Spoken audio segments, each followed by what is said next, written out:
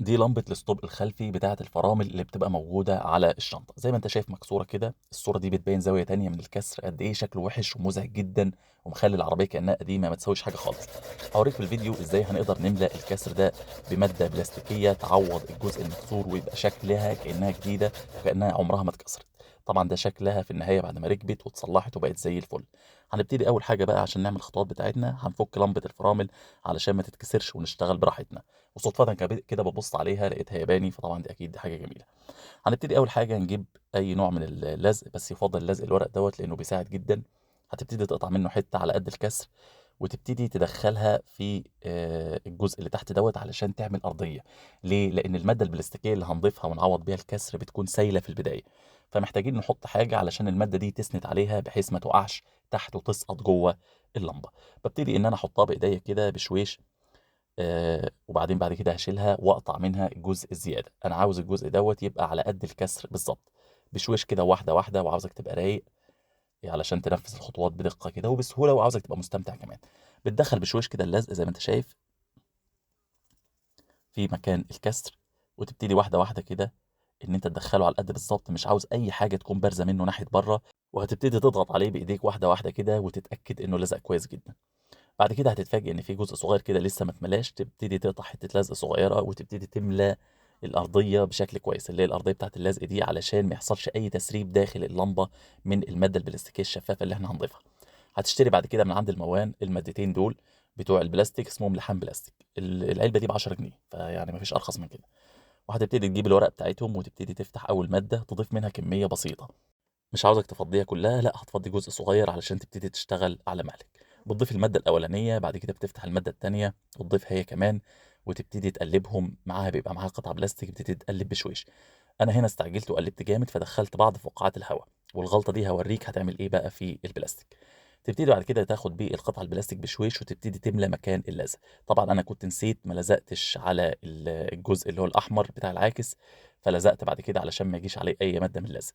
بشويش كده تبتدي تاخد بالقطعة البلاستيك وتملى مكان الكسر واحدة، واحدة، تملى كل حتّة فيه تقريبًا، خدت بالك؟ واحدة، واحدة كده وتبتدي الحتّة دي لسه ما اتملتش أهوّة، تبتدي تحط فيها وبشويش تبتدي تساوي وتدخّل المادة في القطعة السليمة، بحيث إنها تبتدي تلتصق بيها وتكون ملامسة ليها بشكل كويس جدًا. واحدة، واحدة كده تبتدي تملى وهكذا. طبعًا هنا هتلاقيها البلاستيك زاد من الجنب، تبتدي بشويش تمسحه زي ما أنت شايف كده، لإن إحنا عاوزين نساوي مضبوط. وتبتدي تملى الكسر لحد ما تتأكد إن كل القطع اللي فيه اتملت بشكل سليم. تستمر طبعًا تقعد تساوي كده بروقان، وعاوزك تكون مستمتع. يهمني أوي إن أنت تكون مبسوط باللي أنت بتعمله، لإن الحاجات دي ممتعة جدًا فوق، فوق ما تتخيل. علشان كده برضه قُلت لك في البداية ما تحطّش كمية كبيرة عشان تقدر تتحكّم بشكل أفضل في البلاستيك وتنظّمه كده بشكل مضبوط. خلال 5 دقايق بيكون نشف، دي فقاعات الهوا بقى اللي كانت موجودة، ابتدت تعمل لنا زي خشونة. أجيب سِن كتر كده وابتدي بشويش أفضّي الفقاعات دي واشيل الزيادات والأماكن الهايشة والأماكن اللي هي مكان الفقاعات. أبتدي أضيف برضه المادتين تاني وابتدي أكمّل مَلْي الفراغات، بس المرّة دي بقى أقلِّب بالراحة عشان ما يبقاش في فقاعات هوا.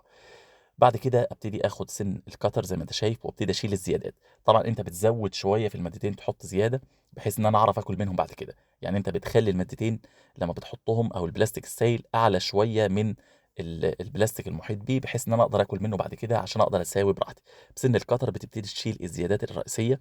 طبعًا بيبقى في زيادات كبيرة، أنا طبعًا كنت مزوّد شوية حلوين، فهتلاقي زيادات كبيرة. سن الcutter هو اللي هيحلها لك، خدت بالك، لإن هو اللي هيقدر يشيل الزيادات بشكل كويس. بتبتدي تاخد الزاوية من البلاستيك السليم، يعني تمشي على البلاستيك السليم الأول، تاخد الزاوية وتثبّت إيديك تفضل ماشي بيها وتاكل من البلاستيك. بعد كده هتمشي مع الجزء العاكس اللي هو الجزء الأحمر دوّة، بعد كده تشيل اللزق بتاعك هتلاقيه بقى متساوي وشكله جميل ومحترم ومنتظم. وتبتدي بقى الحلاوة والشياكة تبتدي تبتدي تبان، وهتلاقي نفسك اتشجعت واتبسطت أكتر لإن الشغل ابتدى يبان. وعاوز أقول لك المواد دي قوية بشكل ملفت، أنا نفسي بقيت منبهر قد إيه قوية بشكل محترم، يعني حاجة فعلًا، فعلًا يُعتمد عليها. بتبتدي بقى تشيل الزيادات على قد ما تقدر بالcutter.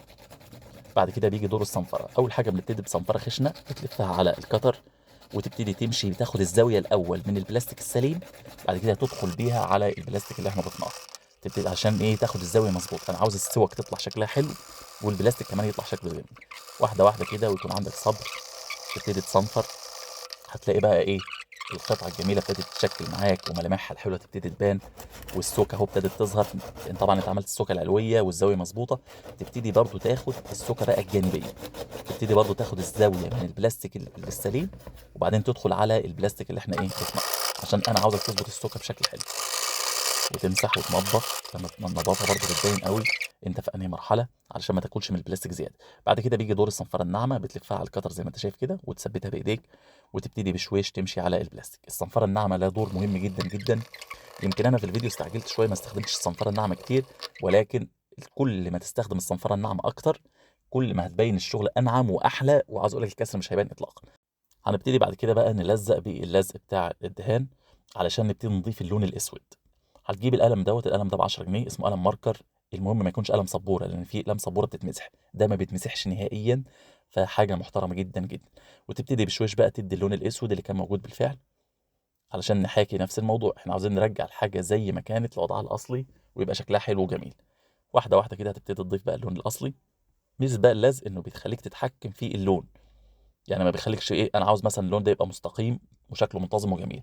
اللزق بتاع الدهان دوت هو اللي بيخليك تقدر تتمكن من الحاجه دي. بص انا ماشي براحتي اهوت وبلون براحتي، لكن اللزق هو اللي حاكم لي ان اللون يفضل في خط منتظم ومستقيم.